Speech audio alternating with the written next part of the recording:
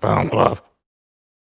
Thank you for joining us for another episode of Film Club. I am one of your hosts, Andy Harrison. With me, as always, it's Andy Donaldson. Hello. Andy, every week in Film Club, we invite those lovely people at home along to watch a film with us. This week, Damien Beatty, one of our commenters, asked us to watch The Twilight Samurai.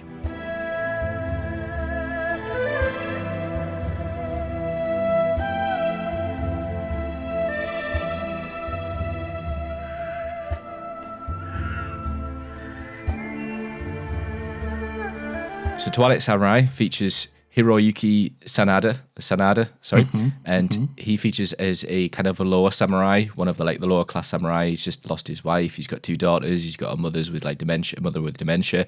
He kind of goes through his story and he's peaceful with his life. He's at peace with himself, and then he gets called out to kill someone that he kind of want to go against. He's not really into the killing scene anymore. He's happy to be a farmer, and in amongst that is this love story of his best friend's sister. So last week, we took a look at Yojimbo from Akira Kurosawa.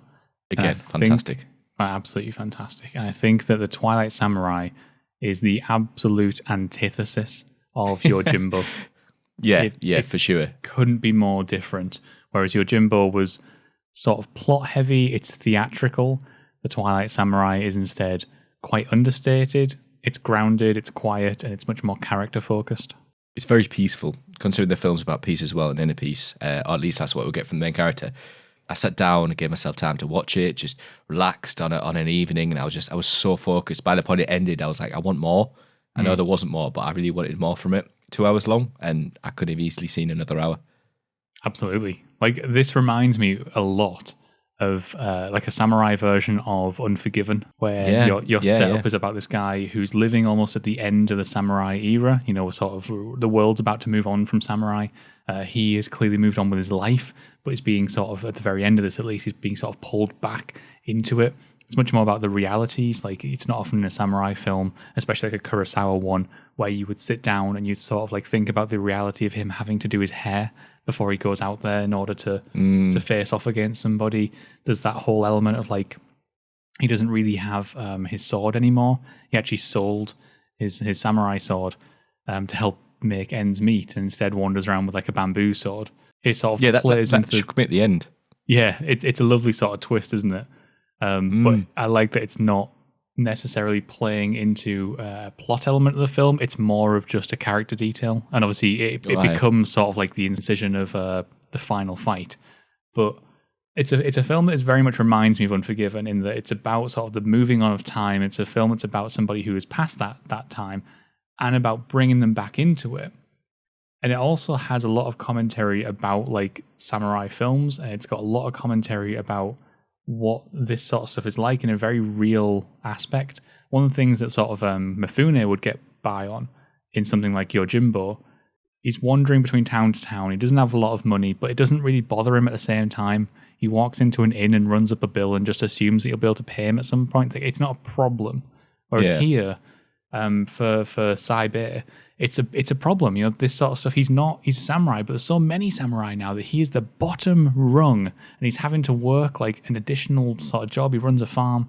It's that sort of naturalistic drama that really gives it its voice. This reminds me more of an Ozu film than it does a Kurosawa film. It's much more quiet and much more about family drama. Ozu, just elaborate on that. Oh, sorry. He's a Japanese director. Worked around the same sort of time as Kurosawa, but Ozu's work was more interested in like Japanese interpersonal relationships, and much more about like almost kitchen sink realism, but for Japan. Oh, I'd really love to come discover that at some point in Film Club. So there's one on our list. I really want to shout out to Hiroyuki Sanada. Can't pronounce his name. He was fantastic. He was. So you're gonna laugh at me. My first experience with this actor was actually The Last Samurai. The film itself is maybe not even half as good. I still loved it when I watched it, don't get me wrong. And his character in that is a lot more aggressive. He's the commander, and he's like a general, and he's like, can't stand Tom Cruise and all this. Now seeing him in this and seeing like the complete contrast in his character, how he's all about peace, it was really, really, really good. First off, seeing this guy who's just like so mellow, so calmed down, so composed, And just seeing that initial contrast there from my own other experience with the actor, and I was like, nice one, well played. Now, however, how he gone? Sorry, you do have another interaction with this actor. Do you know what it is? Is he in a Kurosawa film? No, he's in Sunshine. Oh my god, yeah, of course. Yeah, AHAI minor. Yeah, he's in Danny Boyle's Sunshine. Obviously, not exactly a thing, but yeah. Sorry, carry on. Good call, Captain Canada. I think. Anyway, mate, you've well thrown me off there. I'll have to watch Sunshine again now. So he was fantastic in this. The way he went about it, the way he went at his life, the way he approached his interaction with his daughters, who I think were fantastic. You know, we're going about kids in films. The daughters in this, no issue. Weren't there? And how they took on the responsibilities. They looked like they just belonged there. Obviously, the relationship with his mate's wife. I was part of that story, and I was so engrossed, and I just felt at peace myself watching this guy just live his life in peace.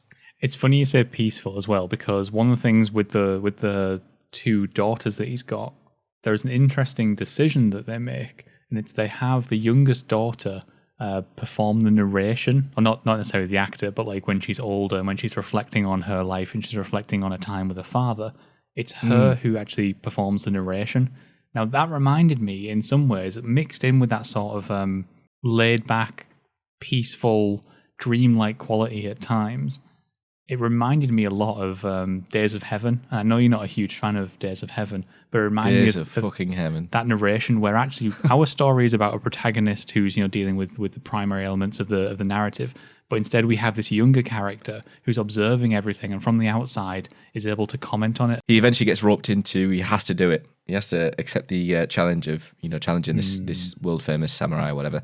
Which by the way, that scene where he tries to refuse is gorgeous.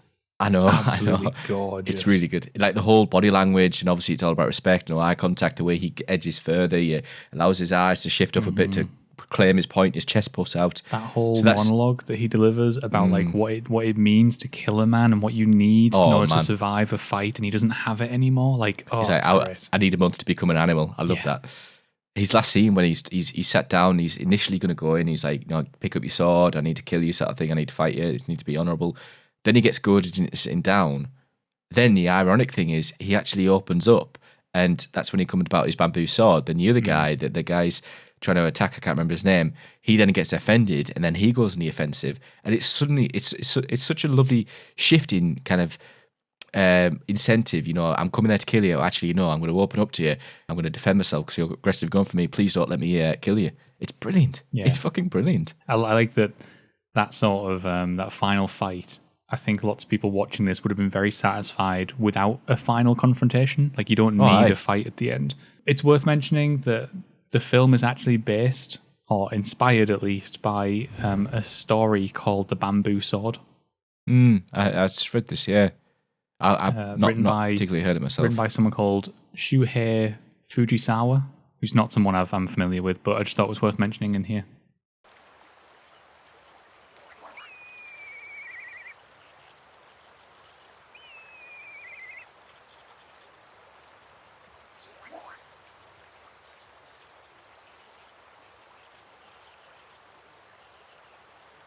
Until recently, I didn't see many films properly utilise the use of silence, let the scene talk for itself, let the atmosphere, let the surrounding elements such as the leaves falling from the tree and the sound of the footsteps, the sound of water.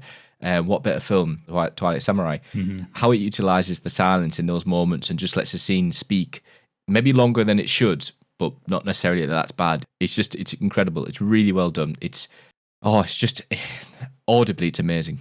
And that whole thing is also supported by this sort of calm atmosphere that's going on.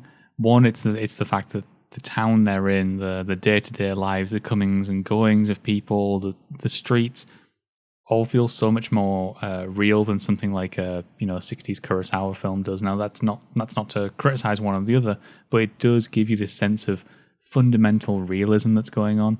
It's something that's not that often seen in a samurai film. Yeah, love it. Yeah, absolutely love it. I think it's I'm thoroughly impressed by it, and I can't wait to see more of this guy's work because I don't think I've seen any more of Yoji Yamada's films. Yeah, I would love to see more of his films. It's actually, to be fair, just reading about there, it's apparently part of a samurai trilogy that he did. Yeah, the So you've got Twilight this. Samurai, the Hidden Blade, and Love and Honor, apparently. Yeah. So we'll have to watch them at some point. Yeah, absolutely. We will definitely get onto those. But anyway, there is the Twilight Samurai. You can let Andy and I know what you thought of the Twilight Samurai, or you can hit us up on Twitter, as always. But we want to thank Damien Beatty once again for bringing us this film. This was an excellent recommendation, and please don't forget that if you want to leave your own recommendation, you can do so down in the comments below.